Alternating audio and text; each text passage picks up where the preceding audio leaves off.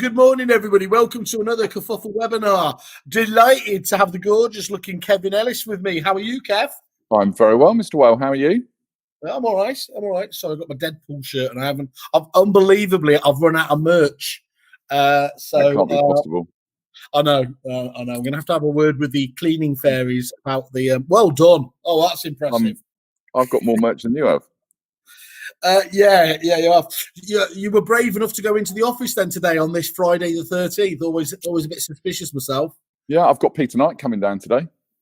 Okay, we'll tell him to drive carefully. I'll feel terrible. I'll feel terrible now if he has a prank, won't I? Well, luckily I'm in face, so yeah. I promise that's not the jealousy of the number third most influential person against the first person. No, absolutely. Cool, matey. Look, this is obviously just obviously the ring around to congratulate those people at EA Masters. You were in the top 40. I'll probably say unsurprisingly, really, given what I know you do in the industry. And you were actually in the top 10 for the 2X category as well, weren't you? Obviously, where they specialised and put you into the channel. So I think there was actually a couple of different elements to why you were included, weren't you? Do you want to just give an overview of the, first of all, it was the whole outsource thing, then there was the digital new service you've done. Can we just touch on, obviously, just the core outsource service at the moment and why that's really delivering to people? Yeah, I think one of the things that if you look at most agents when they come into Land&New homes, it's, does it fit into a sort of an afternoon a week or is it a day a week? And that's never going to cut it, really. So unless somebody's got a bit more resource or a bit more focus on it, it doesn't always work. So we sort of identified that probably about 2 years ago, but this year we've really ramped up a full outsource service for agents, which is particularly sort of focused around this more specialised part of land. And as we've always said before, land is the lifeblood for any house builder, and agents are sitting right on top of it in their areas. So, we sort of, we take the whole thing through the whole nurture program, building a lot of relationships with architects and planning consultants, really then sort of implementing the whole communications plan for agents. So it's almost like this sort of the massive shot of adrenaline, if you like, that gives that big kickstart. And I think even in the last 2 weeks, one of our guys was up and around Sheffield doing site visits on some stuff from the consented stuff, and like 120 site visits in over a 2-day period. And by the Monday when he's got back here, James, our lad's already picked up an instruction for 38 units because he's got on the phone and done the outsource piece. So, it's low hanging fruit, but unfortunately, it's sort of for a lot, it just seems a bit too unattainable, really. Well, it's low hanging fruit that the effort has to be put in, isn't it? And that's the key element there. And yeah, look, I think it's like anything in life, isn't it? It's consistency, and the thing that we do, certainly to sort of trying to help our agents along, is that we make sure that stuff happens every single week without fail. Not, it's a good idea, let's send the planning letters this week, or let's make a few calls because we're a bit quiet. This is actually like bang, bang, bang. And it then sort of follows a 16-week program. We've been working really closely with Josh Fegan around, sort of the whole campaign, how that sits both in terms of what it's like in print, and then how does that resonate to getting on the phone and the calls. And we're sharing a great webinar we did with Josh last week. Got him on a podcast on Monday. So yeah, all of that stuff, it all goes a long way. It certainly does. And look, talking to some of your members, they were I don't want to overplay it, but they couldn't have been more pleased, relieved, blessed at having this revenue stream, this income in the first lockdown. They certainly were making the point that they couldn't have so robustly got through if it wasn't for what you were doing for them, and indeed what they were doing for themselves off the back of the Land&New homes. I think the big one is that and this is obviously going to be a large part of the key for agents going into next year. House builders have got to shift this stock. Yeah. And the biggest thing that the house builders have really, really struggled with in lockdown is getting enough visitor traffic to site. So in the same way that agents have been locked down, when you're then shutting the door on clients on a development site, which is, the arse end of the town, we've seen many agents or many developers, single figure viewing numbers each week. Well, if you need to hit a sales rate, it's just never going to happen. And we had the Rightmove data that we take from Sprift every week or every month last week. And, the amount of stock that's sitting there, which, obviously it's not going to complete for this year's sales now, but for an agent really getting onto that's pipeline deals for quarter one, quarter two, particularly when some of these big VAT bills are going to need to be paid back, for those agents that might need a bit of a top up. Yeah, yeah. And what do you think the outlook of the prognosis is for 2021 then? Because of that and because of that dynamic, it's going to be even more rosy than it was, or I think what you have to look at is that, whatever a vendor's personal situation is, look, there's obviously a lot of heat in the market at the moment. Is stamp duty, that relaxation, going to carry on? Probably. Help to Buy is changing. No surprise, the government put a lot of energy into the construction industry. So house builders are not showing any sign of letting up. We've only got to look at the acquisitions that we've done on land in the last sort of 3 or 4 months, which are huge. So that appetite hasn't waned. And don't forget that a house builder buying a site today, they're not going to see units on that until 2022, 2023, probably at the earliest in some instances. So they're all about long-term building pipelines. And this is where I think agents could be getting a lot better at building this order book. So you talk about how some of these agents survived through lockdown 1. Well, it's because they put the graft in, and it's all starting to pay back. I think we had one agent, what did he report last week?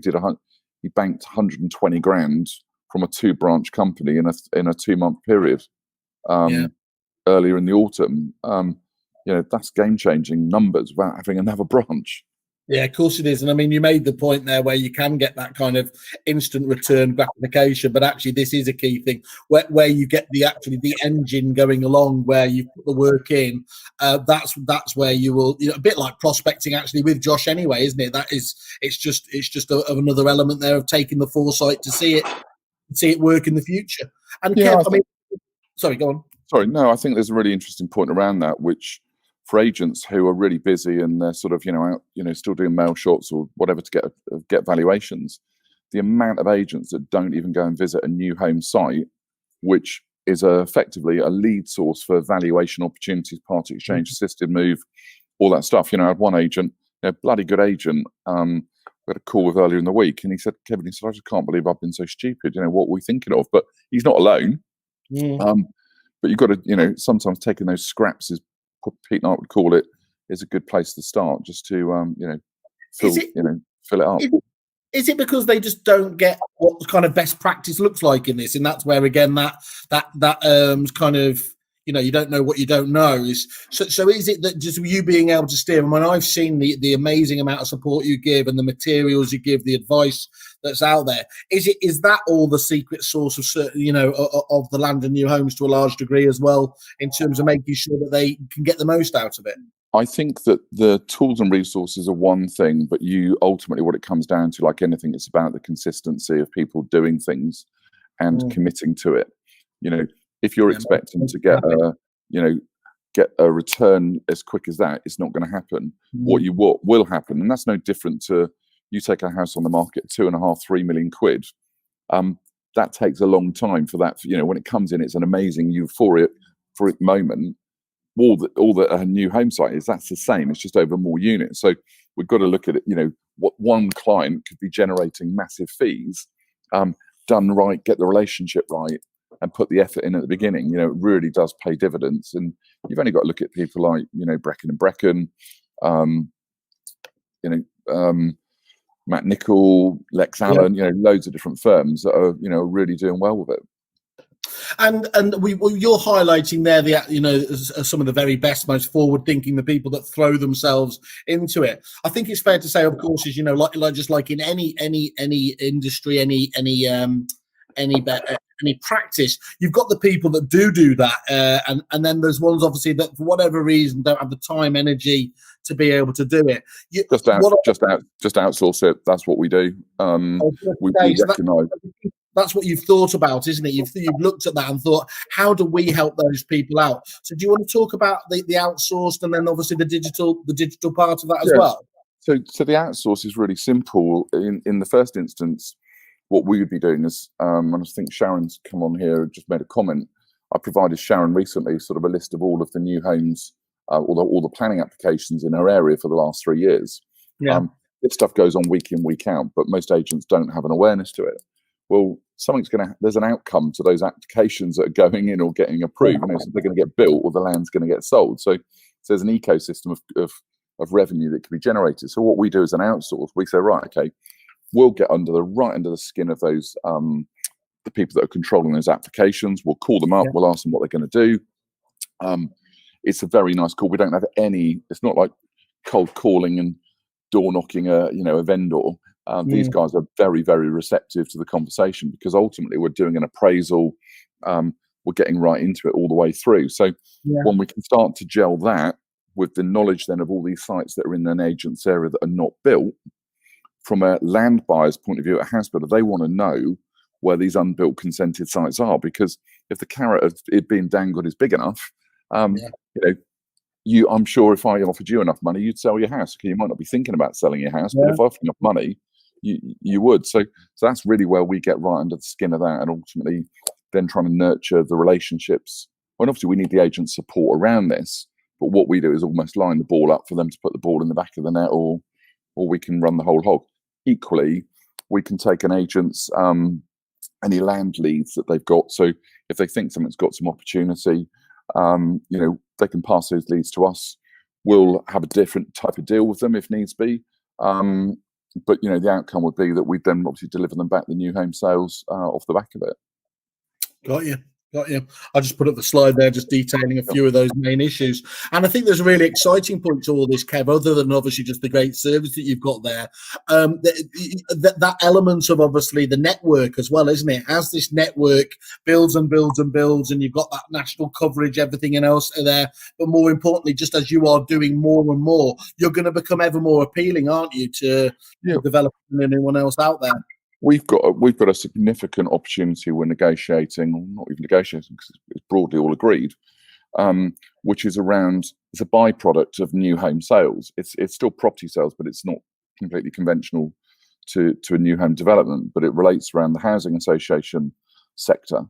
And some of the rules around resales around shared ownership is massively changing. Well, a lot of agents have turned their nose up to that work. That is incredibly valuable business, let alone the new home sales and shared ownership. So I think there's an awful lot of economy or revenue streams that agents could be going at, and get stuck in. Brilliant.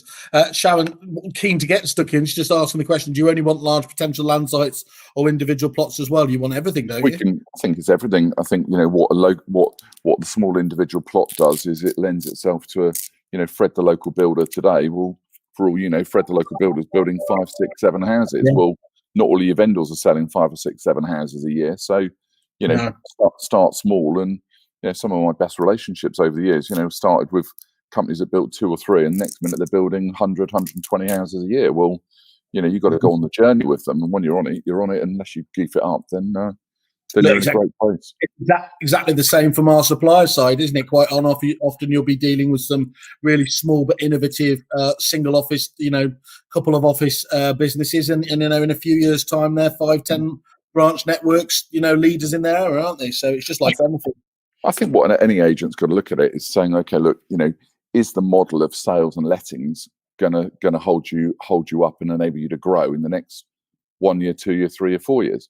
No, it's not, because you're under attack, or unless you go and take or open more offices or whatever. So you've got to squeeze the lemon where you are. Well, you can take more land income out of it, you take more new homes income, and take all the peripheral stuff off the back of it. Instantly you've just sort of probably added another 100, 200 grand to your bottom line. So great. Yeah, fantastic.